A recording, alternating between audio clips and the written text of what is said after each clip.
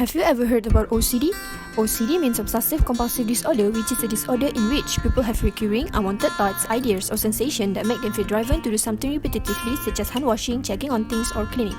OCD is characterized by the presence of obsessions and compulsions. Obsessions are repetitive and persistent thought, impulses, or urges that are intrusive and unwanted and are commonly associated with anxiety.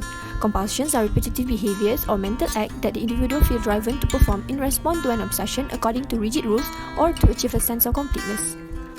What are the symptoms of OCD? The first, contamination dimension, which is contamination or cleanliness obsessions and cleaning compulsion. Second, harmful thoughts dimension, which is thoughts of harm to self and others and checking compulsions. Third, asymmetry factors, which is symmetry obsession and repeating, ordering, and counting compulsion. Firstly, there is a 1.1 to 1.8% prevalence of obsessive compulsive disorder worldwide. During adulthood, there is a slightly higher prevalence in women, but in childhood, men are the ones commonly affected.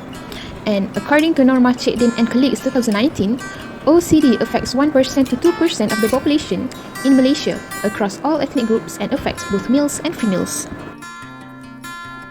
Okay, the first one is stress can make your OCD become worse. It is because when confronted with a distressing scenario, stress is our normal response. So OCD is a long-term mental condition that might worsen when you are under a lot of stress. Okay, next, people with OCD can have a happy life too. Okay, do you know why? Because even though OCD can cause major suffering in one's social, professional as well as their personal life, it can also be managed with the correct professional help like a treatment and also medication. Okay, OCD also can show up in a variety of forms like a cleaning, arranging stuff, praying, counting bad words, mentally reciting dates or names are examples of other compulsion and outlet. Did you guys know that the OCD also have treatment, but the treatment may not result in a cure? In fact, the treatment may bring the symptom under control. According to Arbamowit et al. 2018, the most effective therapy for OCD is cognitive behavior therapy, where a specific form of CBT is exposure and response prevention.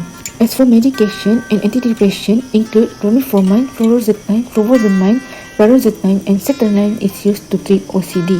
Sometimes psychotherapy and medication did not effective enough to control OCD symptoms, so other options may be offered, for instance, deep brain stimulation and transcranial magnetic stimulation.